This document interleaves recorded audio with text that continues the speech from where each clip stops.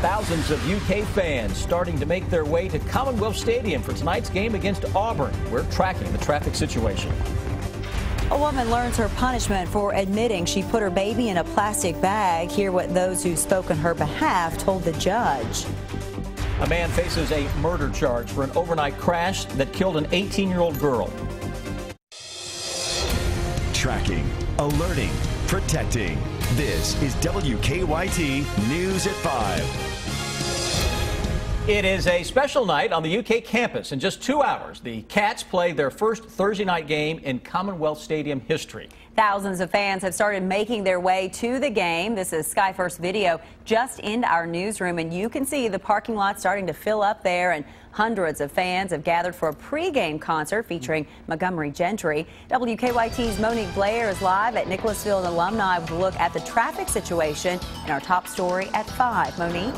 Well, Amber and Sam, it's quite a different scene out here now at 5 o'clock than it was at 4 o'clock. At 4 o'clock, it was relatively calm. Now you can see behind me there are several Lexington police officers, several cones out here as Lexington police officers try to direct traffic, but it does seem to be that they are doing a pretty good job, because although you can see several cars right now, police do seem to be moving them through fairly quickly, and there is really not a backup out here on Nicholasville Road or on Alumni Drive. Now, right at about 4 o'clock, Lexington police closed Cooper Drive to through traffic between Sports Center and University, and Alumni Drive between Nicholasville Road and Tate's Creek is restricted to game day traffic only, so only people with parking passes hanging from their mirror are able to drive through that area. Now, UK has been working for about a year to make sure the traffic leading up to the game moves as smooth as possible. Part of that plan was to open about 6,000 campus parking spots to tailgaters by having students and staff move to designated spots off campus. Now, I talked to students and fans about their thoughts on this, and it was really just a mixture of emotion between frustration over parking and excitement that UK will be in the national spotlight tonight. Everyone's a little frustrated between where they work or where they have to park for work and school, but I mean, we're all gonna have a good time, I feel like. So a lot of people are coming in town, and just it's a beautiful day. We've never had a Thursday night game here before. I know we played on Thursday night, but not here, and it's just exciting. I mean, we got a great football team this year. Auburn's beatable. Now, not only are there several Lexington police out here, but there are also several officers on bicycles out here. We also saw a group of Nicholasville police officers out here helping with the traffic. Again, I'm out here on Alumni Drive and Nicholasville Road, and traffic is really not causing much of a backup right now. Reporting live in Lexington, Monique Blair, WKYT. Monique, thank you. And we have WKYT's Officer Don Evans up in Sky First tonight, keeping an eye on traffic around campus for us. So how is the commute going right now, Don? Well, the overall view, Amber, we're seeing inbound Harrodsburg Road is one of the slowest places. That's where folks are trying to cut across South Broadway and Waller. So that is backed up quite a bit. But she was just saying inbound Nicholasville Road, not too crazy from Southland Drive into the stadium. Alumni is backing up a little at Tate's Creek, but I think for the moment, people are able to get into Commonwealth Stadium without too much of a delay. Don't forget Keeneland traffic, though, too. In and outbound Versailles Road, that's backed up quite a bit right now at Man of War. And we get a live look at Broadway and High on the traffic cam. You get an idea of traffic flow as well, other places around town. Now back to you in the studio. Officer Don, thank you. That's a big day. Keeneland and a game tonight. It's pretty big. I think people have been warned for weeks that this was coming, so fortunately they've gotten out there faster and got into the parking lot sooner. Planned their route, you're right. Well, the Wildcats need a big win tonight. They'll have to pull it off following a long break on a night that they're not used to playing on. That's right. WKYT's Rob Bromley's live at Commonwealth Stadium with a preview of the matchup with the Auburn Tigers. Hey, Rob. Well, right here on the field at Commonwealth Stadium, we got the battle between the Kentucky Wildcats and the Auburn Tigers. It is an important SEC game for both teams, and they are in the national spotlight. Now, of course, neither team had to play last weekend, so they both had 12 days to get ready for this one. It is a Thursday night. It's not Saturday. There's been a different schedule this week, but Patrick Tolles believes everybody can handle it. I don't think it'll be much different. Based on the fact that our coaching staff has done a really good job at trying to keep it the same. So we practiced on Sunday and we practiced yesterday. So having the open week before allowed us to kind of move everything up. I don't know how many people expect us to win. I really don't care because they come in here and we know what we got to do to get a W on the board. And it will be a 7 o'clock kickoff for the first Thursday night game in Commonwealth Stadium history. It will be on ESPN. So we are less than 2 hours away. I said a critical game for both teams, really more critical for Auburn. The Tigers come here having lost their first 2 SEC games, and the Wildcats are trying to go 3-1 in the league and stay right in the hunt in that SEC Eastern Division. Much more coming up in sports. In the next half hour, we'll hear from Franklin County's Ryan Timmons. But for now, that's it from here at Commonwealth Stadium. Back to you. All right, already sounds like a fun place there at the stadium. The Cats' next game is October 24th. That's on the road at Mississippi State. You might want to take a jacket if you're headed to the stadium, because tonight's going to be a little bit chillier. And then you're going to want to keep it around for the weekend, it sounds like. WKYT meteorologist Jim Caldwell's here now with a look at a much cooler forecast. Yeah, don't leave it at the stadium, because you're really going to want to hold on to it as we move forward into the weekend with daytime highs crashing. They'll not be anything close to what they are currently experiencing at Commonwealth Stadium, which is 71 degrees right now and a lot of sunshine. Just a gorgeous afternoon, and it'll be a fine evening. But once the sun sets, the chill will arrive. Let's take you inside Commonwealth and break down the forecast throughout the rest of the evening here.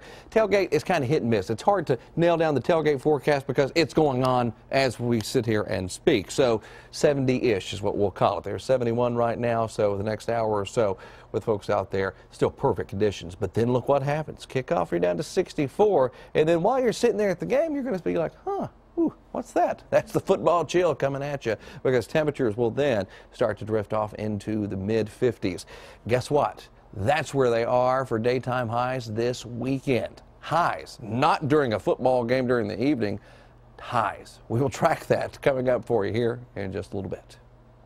A mother who admitted putting her newborn in a trash bag learned her punishment today. Before the Clark County Judge William Klaus sentenced Cassandra Haney, someone gave emotional testimony on her behalf. Our Sam Smith shows us what they had to say. A shackled Cassandra Haney walks across the Clark County Circuit courtroom floor to face Judge William Klaus for final sentencing. The 30-year-old pled guilty to wanton endangerment and tampering with evidence involving her hazardous actions after the birth of her baby boy. This is the 911 call from her roommate back in January. My roommate just gave birth to a baby. Is your roommate okay? She didn't know she was pregnant. She just basically just gave birth and put on more clothes. She didn't know what to do. The roommate told police Haney gave birth in the toilet, then left the baby boy in the toilet for at least 15 minutes until Haney put the child in a plastic garbage bag. Later, the roommate came and rescued the baby. Now Haney's facing up to 8 years in prison, and Judge Klaus has to make a decision on her fate. But not before some encouraging testimony from a Winchester community member helping Haney rehabilitate. I feel like from time to time, over the course of the past 10 years, somebody comes through my class that I feel like is very deserving of a second chance. And Cassie is one of those people. Taking that testimony in consideration, the judge says, I am going to run your sentence concurrent. I consider that a second chance for you. Haney is sentenced to 4 years in prison. In Winchester, Sam Smith, WKYT. A friend of Haney's told us that she panicked, Haney did, and they are shocked this all happened. As for the baby boy, we're told that he is doing fine. Police say a driver was under the influence when he crashed his car, killing a teenage girl. Now that man is charged with murder. The crash happened around 3:30 this morning on Old Highway 80 in Perry County. WKYT's Garrett Weimer is at the live desk for us with the details. Garrett. Amber State Police say 22-year-old Bobby Snell was driving an SUV with 3 passengers when he lost control and the car overturned. Police say 18-year-old Caitlin Simpkins was thrown from the car. She later died at the hospital. 2 other passengers were taken to the hospital with non-life-threatening injuries. Snell was arrested. Currently charged with 1 count of murder, 2 counts of assault second degree, and 1 count of DUI. Investigators are still waiting on the results from Snell's toxicology test. He's being held at the Kentucky River Regional Jail. At the live desk, Garrett Weimer, WKYT. An autopsy was scheduled for today for Simpkins' body. Police say they don't know at this point if anyone was wearing a seatbelt at the time of the crash. U.S. troops will remain in Afghanistan for an extended period of time. President Obama announced the change of plans from the White House today. As Craig Boswell shows us, the president says it is necessary to prevent future attacks. President Obama says the security situation in Afghanistan is fragile and more U.S. forces need to remain in the country. Afghan forces are still not as strong as they need to be. There are about 10,000 American troops there. The president initially planned to leave about 1,000. The revised plan will drop the troop level down to 5,500 by December next year, and they'll stay at least through the start of 2017. My approach is to assess the situation on the ground, figure out what's working, figure out what's not working, make adjustments where necessary.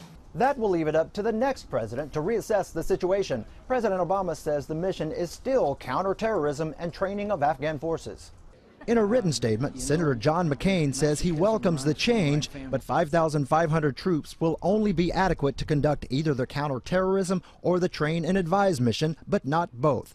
Bill Roush is with the Iraq and Afghanistan Veterans of America. Multiple deployments have real impacts on mental health, strains on families and individuals. Our men and women are resilient, they're tough, they're brave, and they're going to get the job done. President Obama says American forces will be stationed at key bases at a cost administration officials tell CBS News is about $15 billion, $5 billion more than previously estimated. Craig Boswell, CBS News, the White House.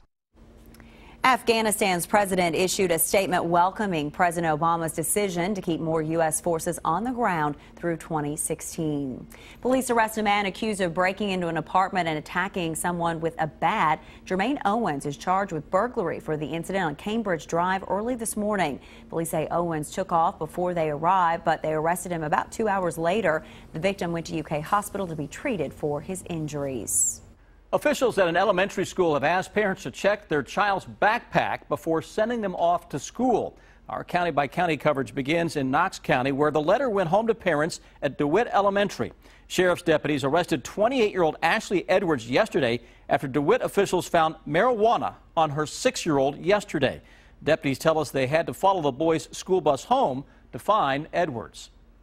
A wild chase landed 2 women in jail. London police say they were called to Cumberland Valley National Bank yesterday for a report of a forged check. And when they tried to talk to the suspect, police say she took off. Police say that Billy Barnes eventually stopped and tried to take off on foot, but an officer caught her. She and her passenger, Brandy May, were both arrested and charged with several counts. Police say Barnes also hit a car during that chase. A widow. It is time now for better living, health, education, and consumer news that impacts your life. A recall alert this afternoon for Kia owners. The company is recalling 377,000 Sorento SUVs because the transmission can shift out of park and cause the SUV to roll away. The recall includes the 2011 to 2013 model years. 3 people have been injured. Dealers will fix the problem for free. Affected owners will be notified starting November 24th.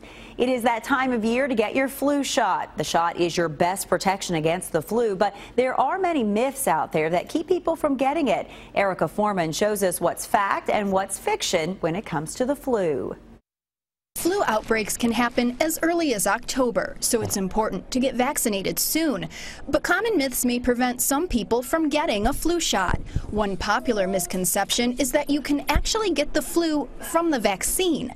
But Cleveland Clinic's Dr. Susan Ream says the flu shot contains non-infectious particles. It's really impossible to get the flu from the flu vaccine. People who do actually come down with influenza sometime after getting the vaccine, it may be because it takes 2 to 4 weeks for the vaccine to work. Lots of viruses circulate this time of year, but not all of them are the flu. Classic flu symptoms include severe aches, headache, fever, chills, and fatigue, and symptoms start suddenly. Dr. Ream says it's a myth that influenza causes diarrhea and vomiting in adults, the so-called stomach flu. Influenza is a serious respiratory infection. Although children can sometimes get nausea, vomiting, and diarrhea with influenza, it's very unusual for adults. It's also fiction that flu shots don't work. Scientists can't always predict which flu strains will be widespread, but the vaccine does provide protection. The only vaccine that doesn't really work well is one that you don't get. And it is variable from year to year as to how much protection that we get from flu vaccine. But getting a vaccine is a lot better than not getting a vaccine at all. At Cleveland Clinic, I'm Erica Foreman.